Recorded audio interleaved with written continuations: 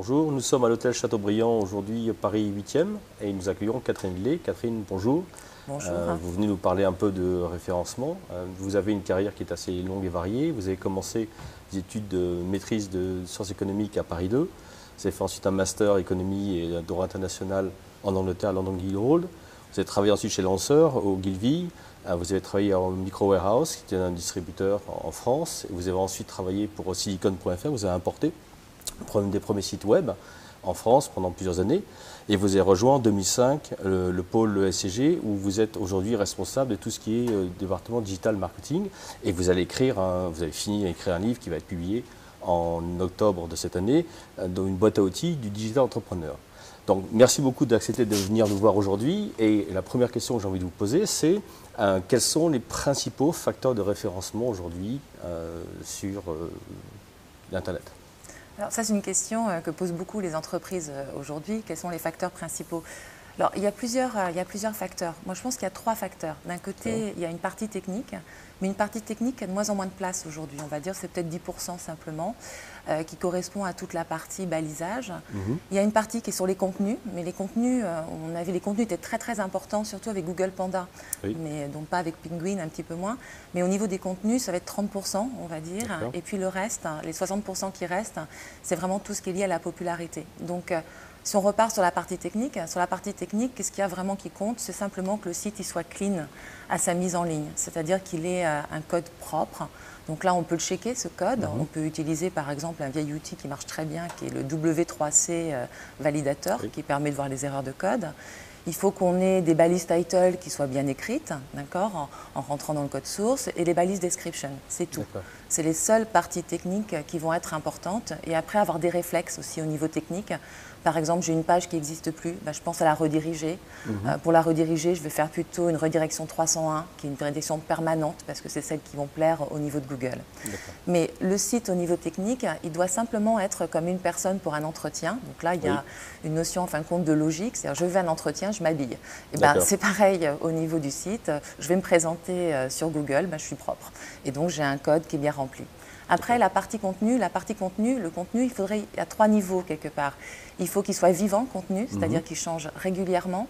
Il faut qu'il soit intéressant aussi, parce qu'il faut capter l'intention des utilisateurs. Il faut qu'il soit actuel. Google ne mettra en avant que des choses actuelles. Et il faut aussi qu'il soit social, c'est-à-dire ce qui est important aujourd'hui dans l'enjeu, c'est de voir comment je peux faire de mon site un réseau social. Donc là, à ce niveau-là, pour les entrepreneurs, on peut utiliser plein de choses. Vous avez aujourd'hui tout ce qu'on appelle les social plugins.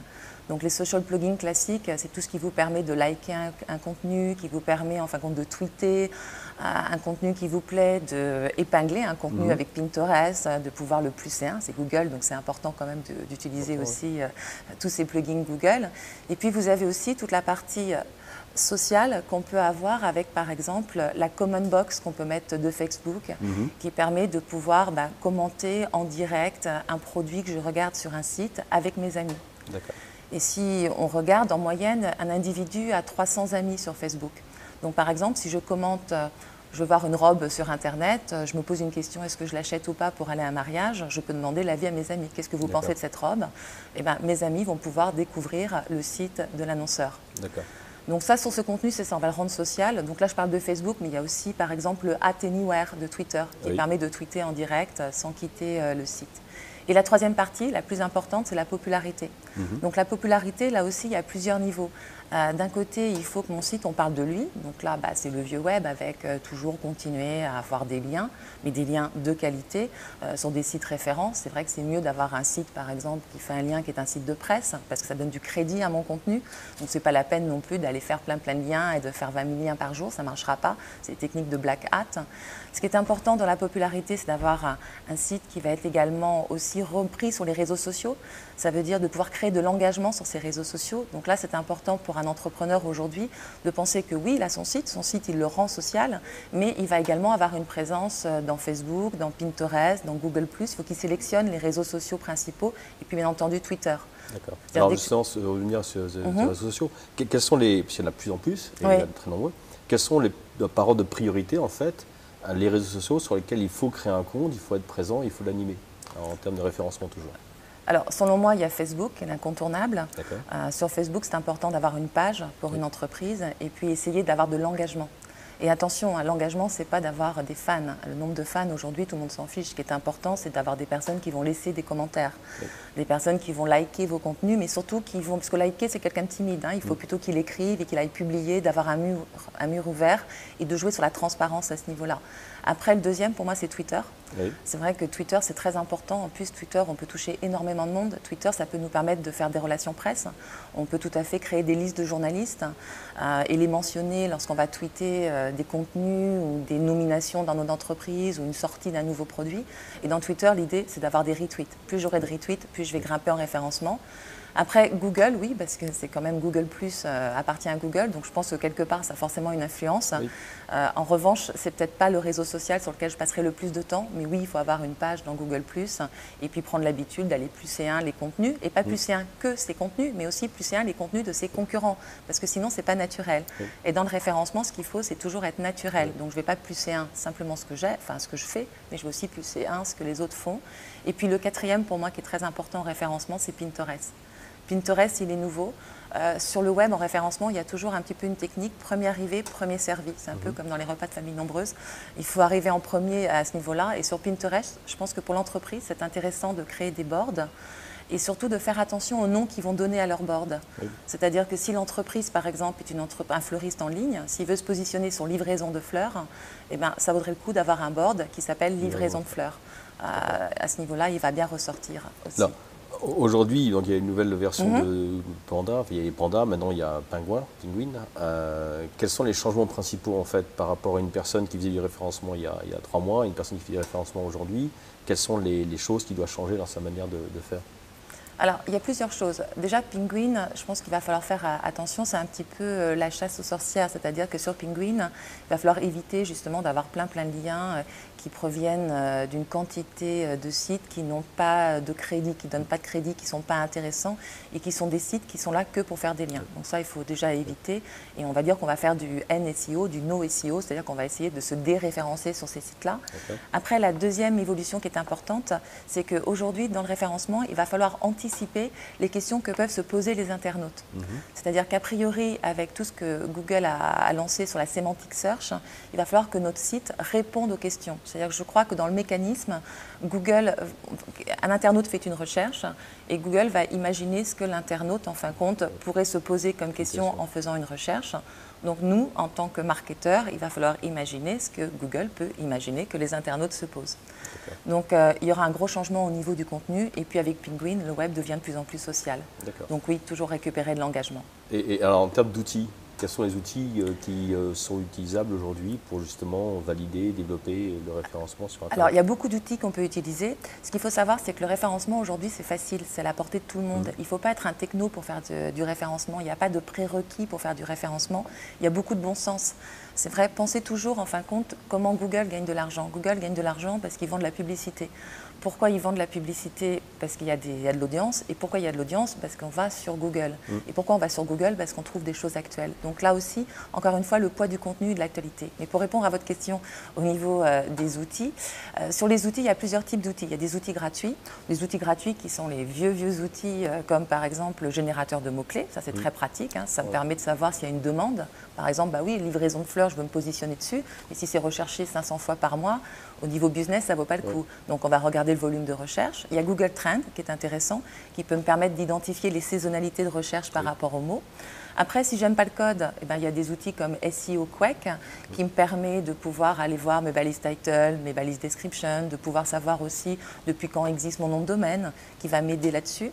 Il y a un autre outil que j'aime beaucoup, moi, qui est la Web Developer Toolbar. Alors, développeur, ça fait peur, mais c'est simplement le nom, qui va me permettre de pouvoir avoir toute la notion au niveau des images, est-ce qu'elles sont bien nommées, parce que là aussi, c'est important en termes de référencement. Après, il y a des outils payants que je recommande beaucoup, c'est SEO Moz. SEO Moz, c'est un outil américain qui est vraiment génial, qui vous fait un audit régulier de votre site, qui va vous mettre en avant vos erreurs, donc c'est très pratique. De voir les liens cassés aussi pour essayer toujours d'avoir un site qui fonctionne bien. Il y a Ranks, qui est très bien aussi, qui est un autre outil américain, qui permet également, enfin c'est mes favoris, qui permet également de pouvoir suivre mes rankings de jour en jour pour essayer de récupérer si ça baisse, quoi. D'accord. Et alors si demain je suis entrepreneur, je souhaite développer mon référencement, quelles sont les 3 étapes, parce que vous commencez par un chiffre, que je ne peux pas rater, des choses que je dois faire de manière à avoir un référencement qui va fonctionner correctement? Bah, la première étape, c'est déjà identifier sur quoi vous voulez vous positionner. Oui. Ça, c'est vraiment important. Après, la deuxième étape, c'est identifier les pages que vous voulez référencer, c'est-à-dire les pages qui sont le début de la stratégie commerciale de votre entreprise. Un site web, ça doit être comme un super commercial sur Internet. Donc, il faut identifier en fin de compte ce que je vends et ce que je veux promouvoir. Je vous interromps une seconde, sachant qu'en fait, l'erreur font la plupart des gens, ce n'est pas un site qui est référencé, ce sont des pages. Oui. Chaque page est référencée. Chaque page est référencée, voilà. Mais le référencement, il faut le penser avant de créer le site. Oui. Donc c'est important de pouvoir vraiment identifier quelles sont les parties de mon offre que je veux optimiser pour avoir un bon ranking dessus. Oui. Après, la troisième étape, c'est d'avoir un code clean. Oui. Donc c'est se dire, sur ces pages-là, je vais faire très attention d'avoir une belle balise title qui va reprendre ma requête de positionnement, mais aussi le synonyme de ma requête de positionnement. Là, attention, c'est une évolution aussi avec Penguin. Il ne faut pas mettre des requêtes partout, il faut utiliser les synonymes aussi le plus souvent possible. Après, le troisième conseil, je vais essayer de parler de moi sur la toile. Donc parler de moi sur la toile, essayer de crier que le site existe. Travailler aussi avec les relations presse, essayer de les mettre dans des sites d'archives de communiqués de presse, faire des liens avec mes partenaires, créer de l'engagement sur les réseaux sociaux. Et puis, le dernier conseil, changer votre contenu. Il faut qu'il y ait un nouveau contenu tous les jours, régulier. Alors, les nouveaux contenus, ça peut être tout. Ça peut être une actualité dans votre entreprise, ça peut être une nomination, une sortie de produit, ça peut être un conseil aussi, ça peut être une promotion. Tout ça, c'est du nouveau contenu. Et en termes de plateforme, quelle plateforme vous recommandez de développement de site, en fait? Vous avez une recommandation en termes de CMS, c'est ça? Oui. Les CMS, il y en a plein, donc c'est vrai que ça dépend après de votre niveau de compétence. Il y a un CMS qui est très bien, qui est Drupal, mais qui demande un niveau de compétence très important. Alors après, il y a Drupal Garden, qui est bien pour des petits sites aussi. Vous avez Typo 3 également en CMS, mais là, idem, c'est des CMS qui sont parfois compliqués. Donc je pense que ça dépend vraiment de la taille de l'entreprise et puis qui fait le site. Est-ce que le site, vous le faites vous-même ou est-ce que vous le faites faire à l'extérieur? Voilà. Nous avons à la fin de notre interview. Vous vouliez dire quelque chose, une annonce à faire, je crois? Oui, tout à fait. C'est-à-dire que vous me posiez en fin de compte la question de voir pour une entreprise comment on peut faire après pour avoir son référencement. Mais aussi une très bonne chose à faire, c'est prendre aussi un stagiaire. Oui. Et donc au pôle ESG, notamment à l'ESG Management School et au MBA ESG, on a 2 spécialisations. Une spécialisation Digital Business en Master 1 et Master 2 et un MBA e-Business avec un programme justement où ils vont faire énormément de référencement naturel et ils font également énormément de social media. Et on a aussi une chaire en Digital Business où je suis la cofondatrice de la chaire sur laquelle on propose également du consulting. D'accord, donc les gens qui veulent un coup de main, vous contactent directement. Ils peuvent nous contacter directement. Voilà. Je suis sur LinkedIn, c'est très facile. Merci beaucoup Catherine, bonne journée et à bientôt. Merci. Au revoir.